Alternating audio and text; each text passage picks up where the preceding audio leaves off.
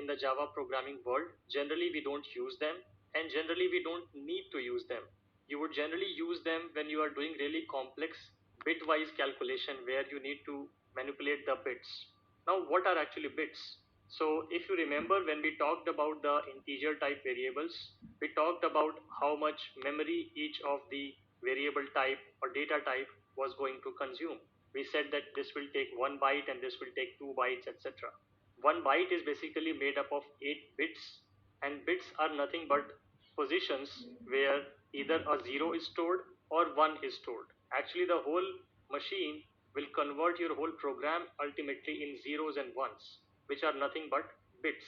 So if you want to do the manipulation at that level, so now you can understand you are actually working at right at the machine level understanding. So if you want to manipulate the bits which are going to be understood by the machine at that level, then you can use bitwise operators. But like I said, generally we don't need to use them. Now, when we talk about bitwise operators, there are multiple ways in which we can use them. We can use them with the standard and or operations. If you remember, we covered this and or operations in the previous lecture. You see a difference here, that in case of and, we are using a single ampersand and not double ampersand. This is one of the concepts which we did not cover in the previous lecture, and I would just like to brief you about this concept, that if you use double ampersand, that is also called a short circuit operator. And if you use a single ampersand, that is called a standard operator. To build an understanding about this, I will just quickly recap of what we covered in the last lecture and will try to explain these concepts as well. So let's go to the logical operator demo. If you remember, there were two ampersands and two pipes. This is also a valid expression. A single ampersand is also a valid expression. The only change is, in this case, even if the left hand condition evaluates to false, still the right hand condition will be evaluated. Although we know that in case of and, either of the expression needs to be false and the whole expression becomes false. So Java provides an advantage with that if you use double ampersand, and if the left hand operation becomes false, then it will not cover the right hand operation. It will not even evaluate the right hand operation because it doesn't matter.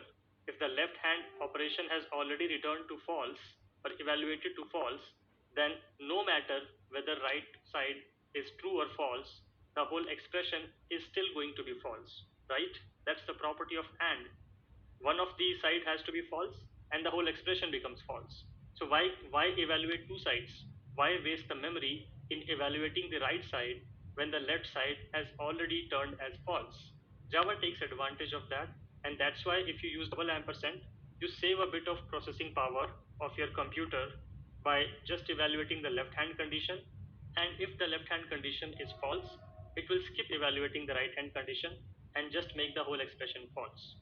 But if you use this, a single ampersand, then both sides of the expression will be evaluated irrespective of their output.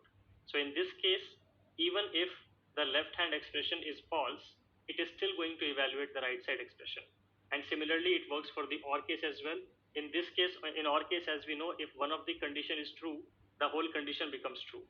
The whole expression becomes true. So if the left hand side becomes true, and if you use a single pipe, then it will still evaluate the right hand side. But if you use double pipe like this, then if the left hand side becomes true, then it knows that it does not matter if the right hand side becomes true or false, because ultimately the whole expression is going to be true if either of the side is true.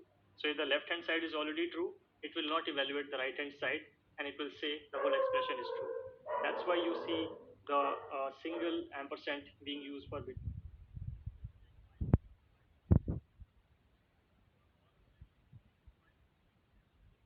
or whatever you want to call it as.